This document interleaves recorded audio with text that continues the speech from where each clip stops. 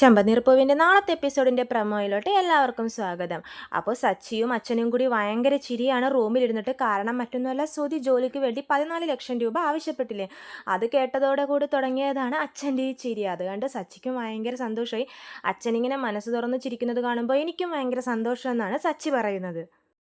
പിന്നെ കാണിക്കുന്നത് ശ്രീകാന്തിൻ്റെ ജോലി സ്ഥലത്ത് വർഷയുടെ അമ്മ വന്ന് പ്രശ്നം ഉണ്ടാക്കുന്നതാണ്. ശ്രീകാന്ത് ഹണിമൂണിന് പോകാൻ തയ്യാറല്ലല്ലോ, അപ്പോൾ അതിൻ്റെ പേരും പറഞ്ഞ് വർഷയുടെ അമ്മ വന്ന് പ്രശ്നം ഉണ്ടാക്കുവാണ്. വർഷയുടെ അമ്മ പറഞ്ഞത് വേറെ വല്ല ആരോ ആയിരുന്നെങ്കിൽ നിന്നോടൊന്നും ക്ഷമിക്കില്ലായിരുന്നു എന്ന് പറയുമ്പോഴേക്കും ശ്രീകാന്ത് ചൂടാവുന്നുണ്ട്. ഇങ്ങനെ ജോലി സ്ഥലത്ത് വന്ന് ഇങ്ങനെ ഒന്ന് പ്രശ്നം ഉണ്ടാക്കരുത്, എനിക്ക് ഇനി ജോലി ചെയ്യാനുള്ളതാണ്, നിങ്ങളുടെ മോളോട് വേണമെങ്കിൽ ഒറ്റയ്ക്ക് പോകാൻ പറയാമെന്ന് പറഞ്ഞ് ഒച്ചെടുക്കുവാണ്. എന്നിട്ട് ഷയുടെ അമ്മയെ അവിടെ നിന്നും ശ്രീകാന്ത് ജോലി സ്ഥലത്ത് വന്ന് ഇറിറ്റേറ്റ് ചെയ്യരുതെന്ന് പറഞ്ഞിട്ട് അവിടെ നിന്നും ഇറങ്ങിപ്പോന്ന് പറയുവാണ്. പിന്നെ കാണിക്കുന്നത് വർഷയും ശ്രീകാന്തിനെയാണ്. വീട്ടിൽ വെച്ചുള്ള സംഭാഷണമാണ്. വർഷ ശ്രീകാന്തിനോട് ചോദിക്കുവാണ്, എന്തിനാണ് എൻ്റെ അമ്മയെ അവിടെ നിന്നും ചീത്ത പറഞ്ഞൊക്കെ ഇറക്കി വിട്ടെന്നൊക്കെ ചോദിക്കുമ്പോൾ ശ്രീകാന്ത് പറയുന്നുണ്ട്, പിന്നെ ജോലി സ്ഥലത്ത് വന്ന് എന്നെ ഇറിറ്റേറ്റ് ചെയ്താൽ ദേഷ്യം വരില്ലേ എന്ന് പറയുമ്പോൾ വർഷ ചീത്ത പറയുന്നുണ്ട്, നിങ്ങൾക്ക് നല്ല ഈഗോ ആണ്, എൻ്റെ അച്ഛനും അമ്മയും തന്ന പാസിൽ എവിടെയും പോകില്ല എന്നുള്ള കുശുമ്പാണ്, ഇൻഫീരിറ്റി കോംപ്ലക്സ് ആണെന്നൊക്കെ പറഞ്ഞ് ശ്രീകാന്തിനെ ചീത്ത പറയുവാണ് വർഷ.